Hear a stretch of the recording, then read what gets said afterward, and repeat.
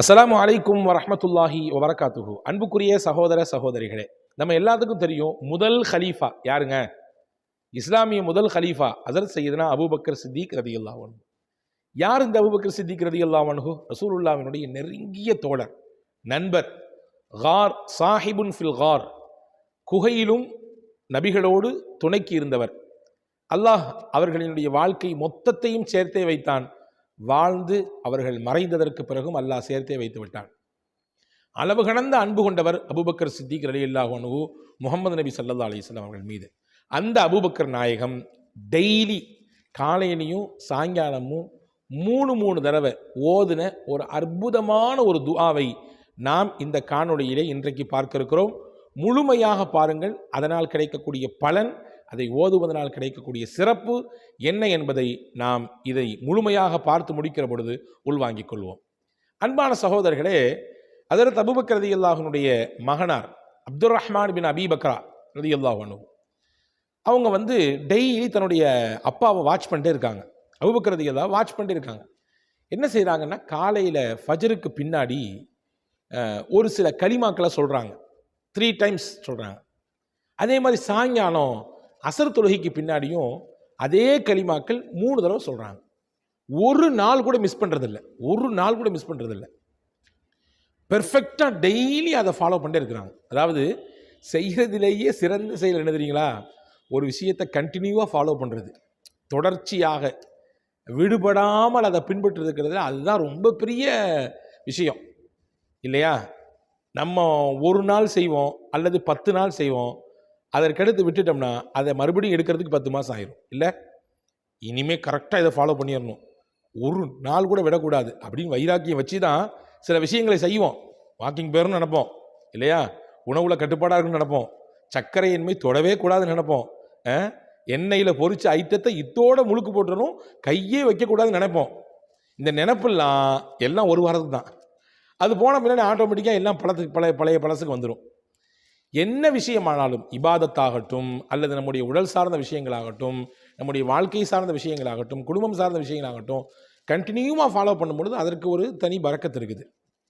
எனவே தான் ரசூலுல்லாஹ்ட்ட சஹாபாக்கள் கேட்டாங்க, அமல்லையே சிறந்த அமல் எதுன்னு கேட்கும்பொழுது ரசூலுல்லாஹ் சொன்னாங்க, அத்வமுஹ வ இன் கல்ல, குறைவாக இருந்தாலும் அதை கண்டினியூவாக ஃபாலோ பண்ணுறது, இடைப்பட்டு விடாமல், இடைமுறிவு ஏற்பட்டு விடாமல் அப்படியே நிரந்தரமாக அதை ஃபாலோ பண்ணிட்டு இருக்கிறது அப்படின்னு நாங்கள் சொல்லலாம். இப்போ பாருங்கள், அபூபக்கர் ரலியல்லாஹு அன்ஹு டெய்லி காலையில் 3 தடவை, சாயந்தரம் 3 தடவை இதை மிஸ் பண்ணுறதே இல்லை. இப்போ அப்துர் ரஹ்மான் பின் அபீ பக்ர் ரலியல்லாஹு அன்ஹு ஒரு நாள் தகப்பனார்ட்ட கேட்டாங்க, அபூபக்கர் ரலியல்லாஹு, பாப்பா நீங்கள் டெய்லி இந்த கலிமாக்களை ஓதுறீங்களே, 3 தடவை ஓதுறீங்க, எனக்கு நல்லா தெரியுது. நான் உங்கள்கிட்ட சில சமயம் பக்கத்தில் இருக்கும்பொழுது அதை பக்கத்துலேருந்து கேள்விப்பட்டிருக்கேன், அதாவது காதால் கேட்டிருக்கேன்.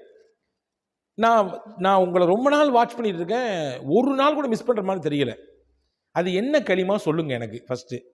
2வது, அது யார் உங்களுக்கு சொல்லி கொடுத்தா அதையும் சொல்லுங்கள் அப்படின்னு கேட்டவுடனே ஹஸரத் சையதுனா அபூபக்கர் ரலியல்லாஹு அன்ஹு சொன்னாங்க, ஃபஸ்ட்டு சொன்னாங்க, இது என்ன களிமா, நான் என்ன ஓதுறேன் தெரியுமா?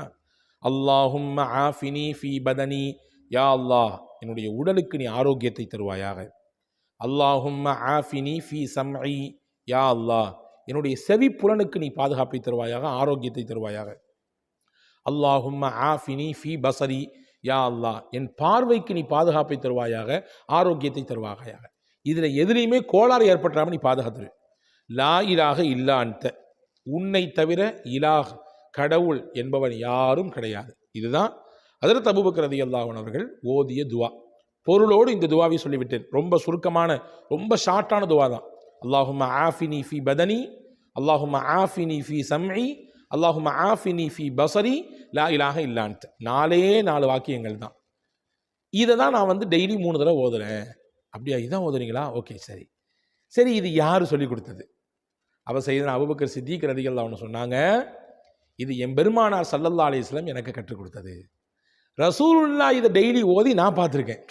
நான் ஓதி எப்படி நீ டெய்லி என்னை பார்த்துருக்கியோ, இதை மாதிரி நபி ஸல்லல்லாஹு அலைஹி வஸல்லம் அவர்கள் டெய்லி காலையில் 3 தடவையும் சாயங்காலம் 3 தடவையும் இதை ஓதி நான் பார்த்துருக்கேன், கேட்டிருக்கேன். எனவே தான் நான் ஆசைப்படுகிறேன், அன உஹிப்பு அன் அஸ்தன்ன பி சுன்னத்திஹி, அவர்கள் செய்த அந்த விஷயத்தை நானும் என் வாழ்க்கையிலே சுன்னத்தாக கடைபிடிக்க வேண்டும் என்ற எண்ணத்தில், பிரியத்தில் தான் அதை நான் ஃபாலோ பண்ணுறேன் அப்படின்னு நாங்கள் செய்தன அபூபக்கர் ரலியல்லாஹு அன்ஹு. அப்போது இந்த துவா சாதாரண துவா இல்லை, ரசூலுல்லாஹ் டெய்லி ஓதுன துவா. மறக்காமல் டெய்லி காலையில் 3 தடவை, சாயங்காலம் 3 தடவை ரசூலுல்லாஹ் ஓதுன துவா. அப்போ துவா என்னன்றதையும் சொல்லி கொடுத்தாச்சு, இது யார் ஓதுன துவான்னு சொல்லி கொடுத்தாச்சு. இதனால் என்ன பலன்? யார் இதை கண்டினியூவாக, யார் இதை தொடர்ச்சியாக ஓதி வருகிறாரோ அல்லாஹ் அவர் முடங்கி போகக்கூடிய எந்த நோயையும் கொடுக்க மாட்டான். நோய் வரதாங்க செய்யும், நோய் இல்லாத எப்படி வாழ்க்கை இருக்கும்? எல்லாத்துக்கும் ஏதாவது சில நோய்கள் வரத்தான் செய்யும். சொல்லப்போனால் நோய் வர்றது ஒரு பக்கம் அருள் தான். நம்மள்ட்ட இருக்கக்கூடிய பாவங்களை அது கரைச்சிடும் இல்லையா? தலைவலி வரணும், வயிற்று வலி வரணும், இல்லை கால் வலிலாம் வரணும். அப்பப்போ தொடர் நோய், படுக்கையில் படுக்கக்கூடிய நோய், அதிலிருந்து அல்லாட பாதுகாப்பு தேடணும் இல்லை? அப்போ தொடர் நோய்பட்டு கடுமையான நெருக்கடியிலே படுத்த படுக்கையாக ஆகுவதை விட்டும் அல்லாஹ் இந்த துவாவின் மூலமாக பாதுகாக்கிறான். யா அல்லாஹ் என்னுடைய உடலுக்கு ஆரோக்கியத்தை கொடு, யா அல்லாஹ் நான் குருடாகிவிடக்கூடாது, வயது ஆக ஆக என்னுடைய பார்வை மங்கி போகுதலோ அல்லது பார்வை இழப்போ ஏற்பட்டுறக்கூடாது. நிறைய பேர் பார்க்கணுமா இல்லையா? வயசானதுக்கு பின்னாடி சொல்கிறது கேட்க மாட்டேங்குது. அதனால் சில ஏச்சு பேச்சுகளையும் அவர்கள் வாங்கக்கூடிய சூழலுக்கு தள்ளப்படுறாங்க. வயசாச்சுன்னா காது போய் தொலைஞ்சிரும், மனுஷனுக்கு எத்தனை தடவை சொன்னாலும் காதில் ஏறுறதில்லை என்று அக்கம் பக்கத்தில் இருப்பவர்கள், சொல்ல போனால் வீட்டில் இருக்கிறவங்களே அப்படி சில சமயம் பேசுகிறத கேட்க தான் செய்கிறோம். அப்படி பேசுகிறத நான் ஆதரிக்கலை, அது மகா தவறு. அதே நேரத்தில் அந்த இழப்பு ஏற்பட்டு போச்சா இல்லையா? அப்போ ஹஸரத் அபூபக்கர் ரலியல்லாஹு கேட்டாங்க, யா அல்லாஹ் என் பார்வையில் இழப்பு வந்துடக்கூடாது, காதில் செவி புலனில் இழப்பு வந்துடக்கூடாது, உடலில் எங்கேயும் எந்த கேடும் வந்து விடக்கூடாது, எனக்கு பாதுகாப்பை கொடு, ஆஃபியத்தை கொடு என்று கேட்டார்கள். இதன் மூலமாக அல்லாஹ் படுக்கையில் தள்ளிவிடாத அளவிற்கு உண்டான, படுக்கையில் தள்ளிவிடும் அளவிற்கு உண்டான அந்த நோய் நொடிகளை விட்டு, பெரும் பெரும் நோய் சிக்கலை விட்டு, அந்த சீர்கேடுகளை விட்டு அல்லாஹ் பாதுகாக்கிறான் என்று அறிஞர் பெருமக்கள் சொல்லித் தருகிறார்கள். வல்ல அல்லாஹ்விடத்திலே துவா செய்வோம், நமக்கும் அந்த மாதிரியான கெடுதியிலிருந்து, நெருக்கடிகளிலிருந்து அல்லாஹ் நம்மை பாதுகாத்து இந்த துவாவின் வரக்கத்தை கொண்டு செழிப்பான ஆரோக்கியமான வாழ்வை உங்களுக்கும் எனக்கும் அல்லாஹ் நசீபாக்குவானாக. வஸ்ஸலாம். அஸ்ஸலாமு அலைக்கும்.